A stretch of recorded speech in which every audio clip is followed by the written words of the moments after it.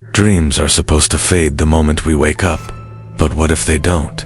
What if the things you see in your sleep follow you into the real world? Tonight, you'll hear 3 terrifying true stories where nightmares didn't stay in the mind, they bled into reality.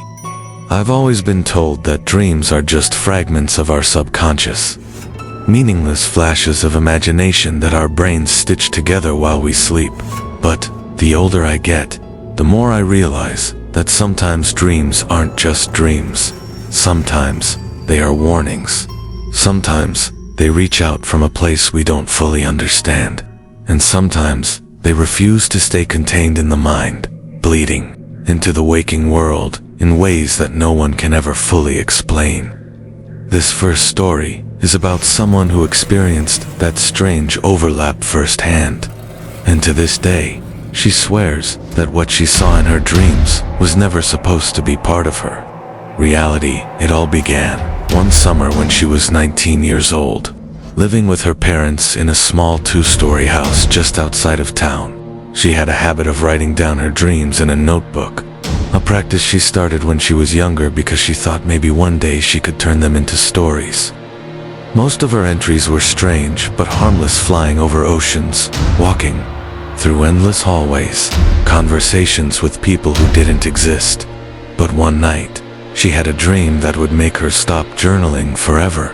In her dream, she was lying in her own bed, the same way she was in real life, except she wasn't alone. At first, she thought she was awake because everything around her looked exactly as it should. The creaking ceiling fan, the half-open closet door, even the faint glow from the streetlight outside. But then she saw him. A man stood at the foot of her bed. His face was shadowed, but she could make out his tall frame, his shoulders slightly hunched, as if he was leaning toward her. She wanted to scream, to move, to do anything, but her body wouldn't respond. She was paralyzed, her breath caught in her throat, her heart hammering so violently she thought it might burst. The man didn't move for what felt like hours. He just stood there, watching. Then, slowly, he bent down, so close she could feel his breath on her cheek, and whispered something she couldn't fully understand. The only word she caught was, "soon." She woke up gasping, drenched in sweat, her chest aching as though she had been holding her breath for too long. The room was exactly as it was in the dream, the fan creaking, the closet half open, the glow of the streetlight. She convinced herself it was sleep paralysis, something she had read about before, and tried to shake it off.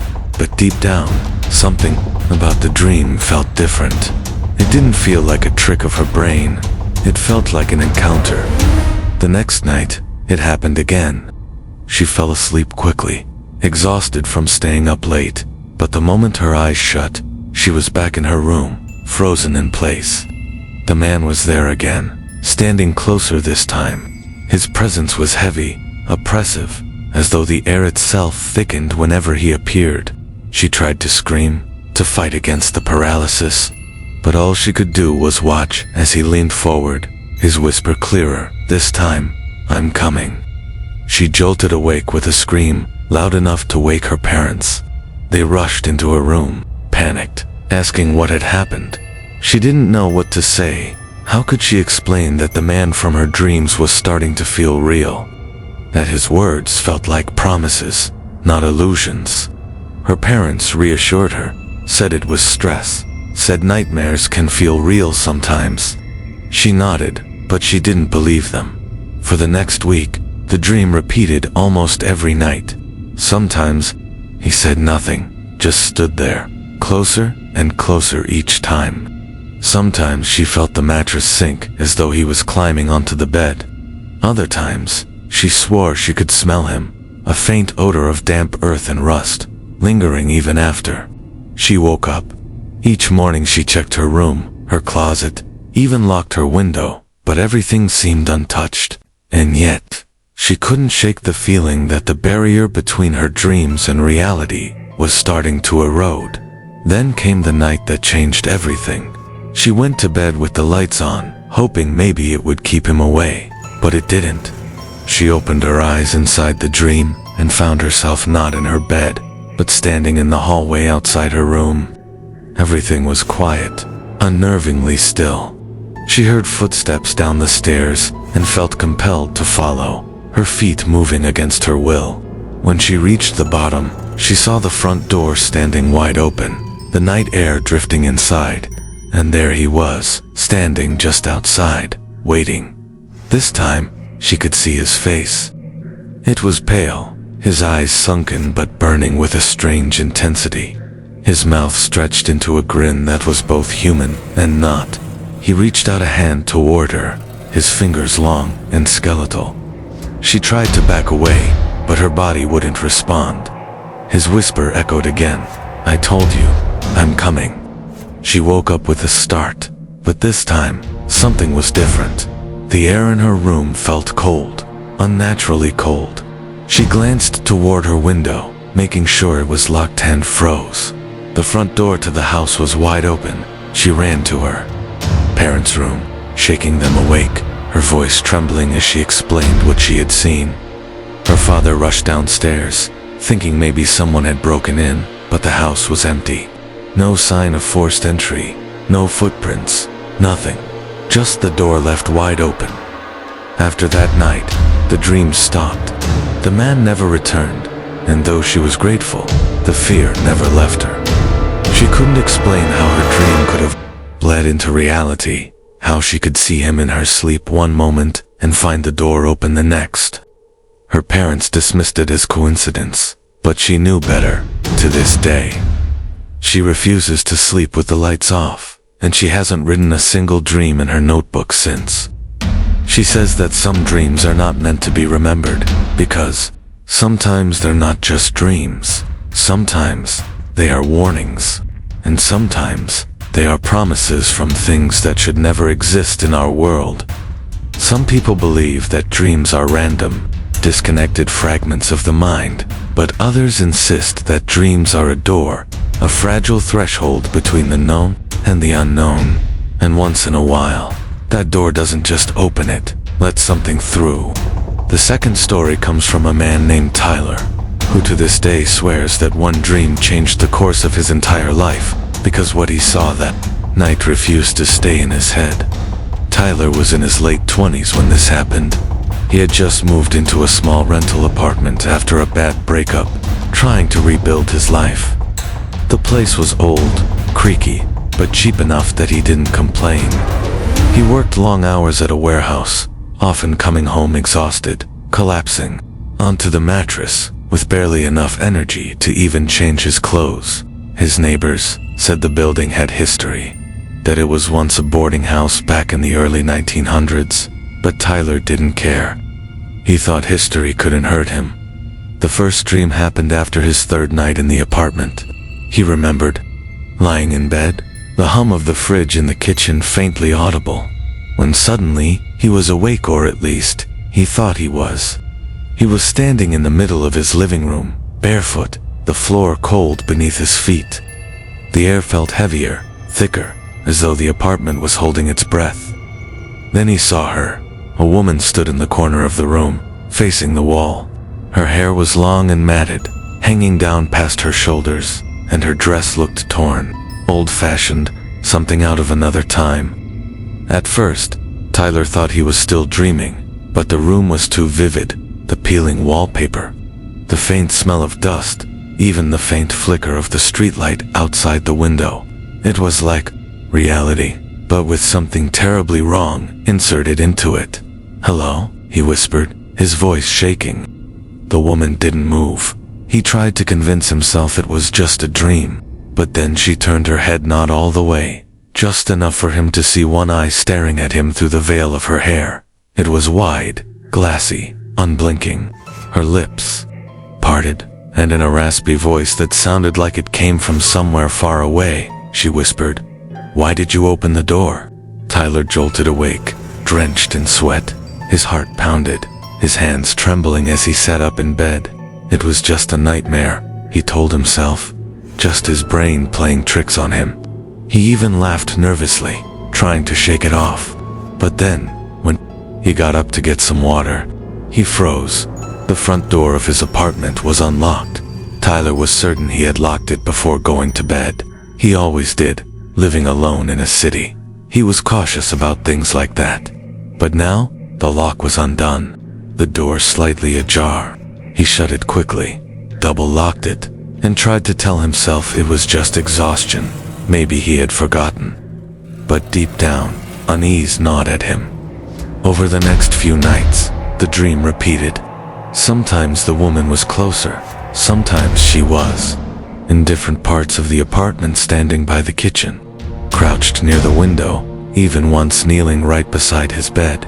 Every time, she asked the same thing. Why did you open the door? Did you open the door?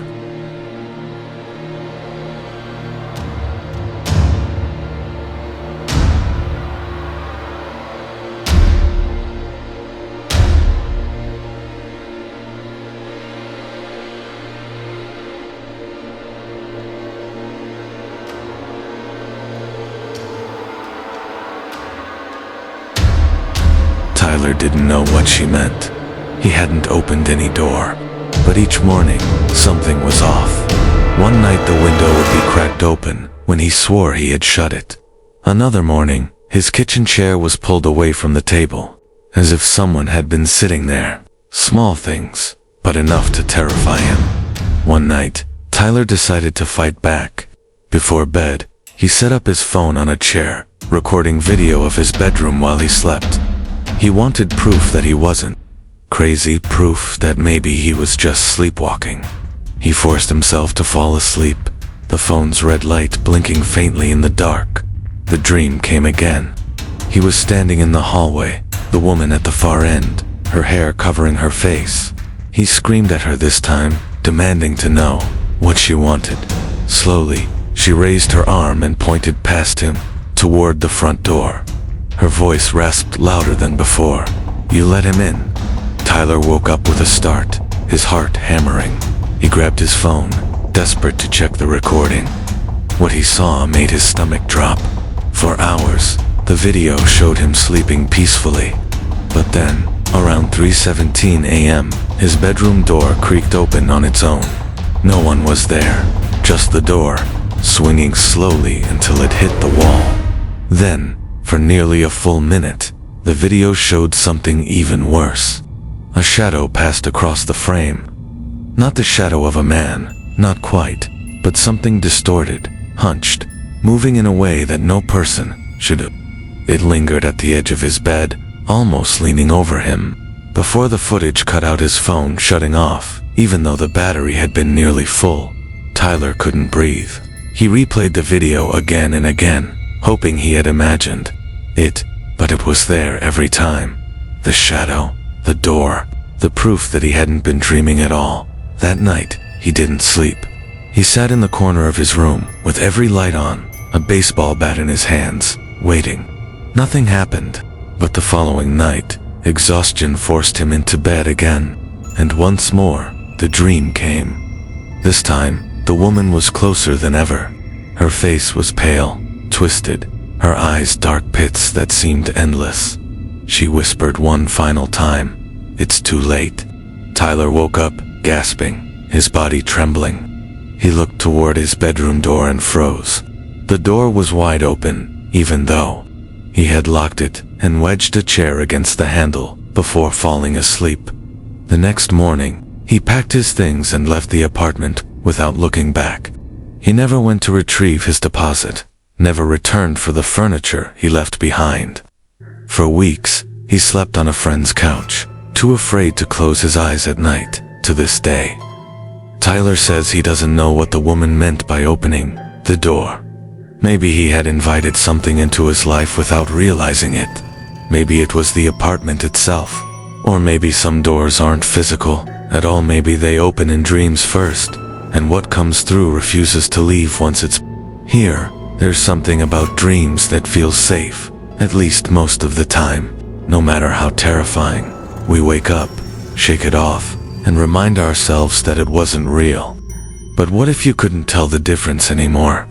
What if your dreams started leaving marks, proof that something had followed you back when you opened your eyes? That's exactly what happened to Emily, whose story still unsettles her to this day, because she has scars to remind her that it was never just a dream. Emily was in her early 30s, living in a quiet neighborhood with her fiancés, planning their wedding and working full-time as a nurse. She was practical, grounded, and didn't believe in the paranormal. Dreams were just the brain processing stress. That's what she always told her patients, who complained of nightmares. But one night, all of her certainty crumbled. It started with a dream, unlike any she had ever had. She was in a house she didn't recognize, dark, old, with wallpaper peeling off the walls and floorboards that groaned under her steps. The air was heavy with a damp, moldy smell, and she could hear faint whispers, though she couldn't tell where they were coming from. As she wandered through the house, she felt watched, though she saw no one. Eventually, she came to a door at the end of a hallway. It was black, glossy, almost wet-looking, and something about it made her skin crawl. She didn't want to open it. Every instinct screamed at her to stay away. But in the dream, her hand moved on its own, gripping the knob, twisting it slowly. The door swung open to reveal complete darkness. From within that black void, two glowing eyes blinked open, yellow, predatory, unblinking. Then, a voice hissed from the shadows. "Now, I know where you are." Emily woke up screaming, her fiancés bolting upright beside her, trying to calm her down. She was shaking, drenched in sweat, her heart racing. It took her nearly an hour to calm down, and she wrote it off as just a nightmare brought on by stress. But the next night, the dream returned. This time, she skipped the wandering and went straight to the black door. It was waiting for her, as if it knew she was coming back. Again, her hand moved against her will, opening it. Again, those glowing eyes appeared in the darkness. But this time, the voice said something different. "I can reach you now." Emily woke with a start, her chest tight, her throat sore as though she had been screaming in her sleep. Her fiancé was concerned, saying she had been thrashing violently, her skin ice cold. She brushed it off, trying to convince both of them that it was nothing. But as the days passed, she started feeling strange, even when awake. Shadows seemed to move in the corners of rooms. She felt cold spots in her own home, even when the heat was on. And she began waking with bruises. She couldn't explain dark finger-shaped marks on her arms, scratches across her back. Her fiancé thought she was hurting herself in her sleep, maybe from stress or sleepwalking. But Emily knew better. She could feel it. The dreams weren't just dreams anymore. Something had crossed over. The third night, the dream changed again. She was back in the house, back in the hallway with the black door. But this time, the door was already open. The thing inside was waiting. She could see more than the eyes now. It was tall, impossibly tall, its head brushing the ceiling, its limbs too long, its body hunched unnaturally. Its skin looked gray and cracked, like dried clay. It stepped forward, 1 foot into the hallway, its voice rumbling. "You can't wake up forever." Emily jolted awake, but the relief of escaping the dream lasted only seconds. Because when she opened her eyes, she wasn't in her bed. She was on the floor of her own bedroom, dragged halfway toward the door. Her fiancé was still asleep, untouched, as if none of it had happened. Her arms burned, and when she turned them over, she saw deep red scratches running down her skin. Terrified, she begged her fiancé to stay up with her that night. He did, keeping the lights on, holding her hand as she tried to stay awake. But exhaustion won, and when she closed her eyes again, the dream was waiting. This time, she didn't fight it. She demanded answers, screaming into the darkness. "What do you want from me?" The thing stepped closer, its grotesque body illuminated faintly by its own glowing eyes. Its grin stretched impossibly wide, revealing rows of jagged teeth. It leaned down until its face was inches from hers and whispered, "I want to live where you live." Emily's eyes flew open, and she was back in bed but not alone. For a split second, she saw a dark shape crouched at the foot of the mattress, hunched and watching. It dissolved into the shadows before she could scream. The next morning, her fiancés finally believed her. He had woken to see the same scratches appear across her arm, fresh and bleeding, while she slept beside him. He had even tried to wake her, shaking her violently, but she didn't stir until the scratches stopped. He admitted through tears that he had seen something, a shadowy figure that vanished the moment she opened her eyes. They moved out of that house within the week, staying with family until they could find somewhere new. Emily visited doctors, sleep specialists, even a priest, desperate for answers. None could explain it. Some said sleep disorder, some said stress, but none could explain the bruises, the scratches, or the fact that her fiancé saw it too. Even now, years later, Emily lives with the fear that the thing isn't gone, just waiting. She refuses to sleep without a lamp on. She avoids houses with long hallways, and she never lets her dreams go too far, waking herself up the moment anything feels wrong. She tells her story as a warning. Never underestimate your dreams, because sometimes, when you open the wrong door in your sleep, you might not be the only one who walks through.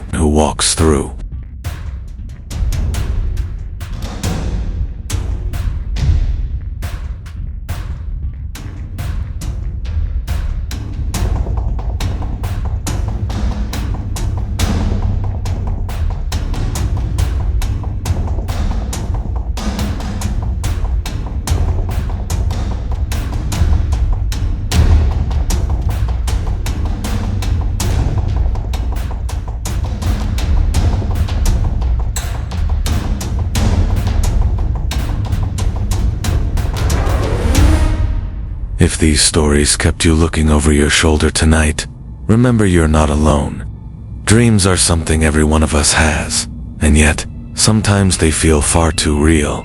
Maybe you've had a nightmare that followed you into the day, a shadow that seemed to linger, or a voice that whispered something you couldn't explain. If you've ever felt that chill, that strange moment when a dream didn't stay just a dream, I want to hear about it. Share your own experience in the comments. I'll be reading them.